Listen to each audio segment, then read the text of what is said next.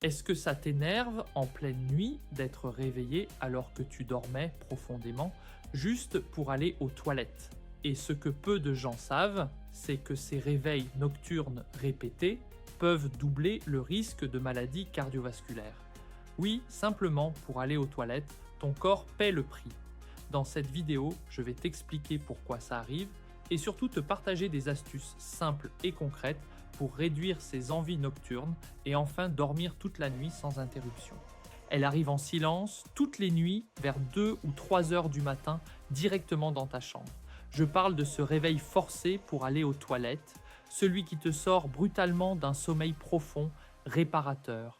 Pour certains, ça arrive une fois par nuit. Pour d'autres, 2, 3 fois, parfois plus. Et on finit par croire que c'est normal, qu'il faut faire avec. Mais non, ce n'est pas une fatalité. Et surtout, ce n'est pas anodin. Le sommeil ne fonctionne pas comme un interrupteur qu'on allume et qu'on éteint.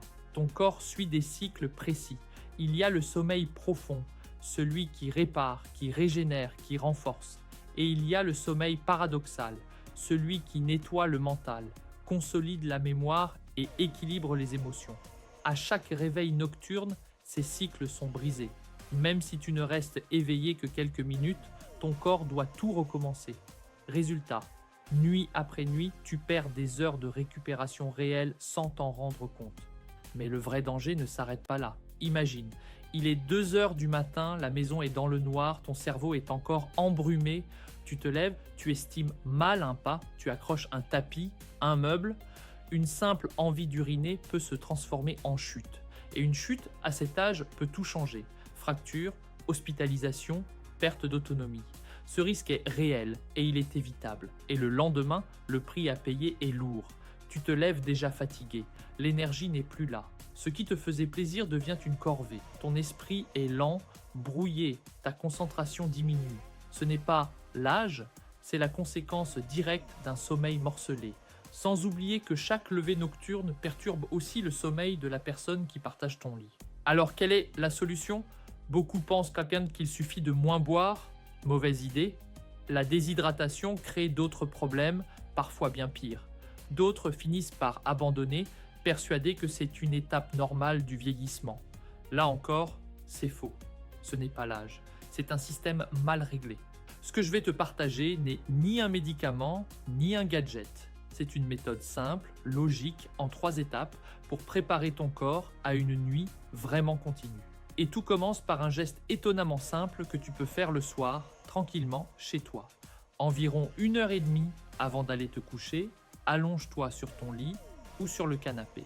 Place 2 ou 3 coussins fermes sous tes pieds et tes chevilles, de façon à ce qu'ils soient clairement plus hauts que ton cœur. Tu dois sentir une légère traction dans les jambes, rien de douloureux. Et ensuite, tu ne fais rien. Tu restes là 20 à 30 minutes. Tu lis, tu regardes la télé, tu te détends. Ce geste utilise simplement la gravité. Toute la journée, des liquides s'accumulent dans les jambes. Quand tu te couches directement, ces liquides remontent pendant la nuit, passent dans les reins, puis remplissent la vessie et te réveillent. En surélevant les jambes avant le coucher, tu forces ce drainage pendant que tu es encore éveillé. Résultat, tu iras aux toilettes avant de dormir, pas au milieu de la nuit. Ensuite, juste avant de te mettre au lit, prends le temps de vider complètement la vessie. Assieds-toi, ne te presse pas. Une fois terminé, reste assis quelques secondes, respire calmement, lève-toi un instant, puis rassieds-toi pour tenter une dernière fois. Souvent, un petit reste s'évacue. Ce détail peut faire toute la différence sur plusieurs heures de sommeil continu. Enfin, il faut être stratégique avec les boissons. Le but n'est pas de se priver, mais d'anticiper. Essaie de consommer la majorité de tes liquides plus tôt dans la journée. Le soir, commence par une fenêtre simple. Pas de boisson significative dans les 2 heures avant le coucher. Ajuste ensuite selon ce que ton corps te montre. Et évite en fin de journée tout ce qui stimule ou irrite. Café, thé fort, alcool, soda.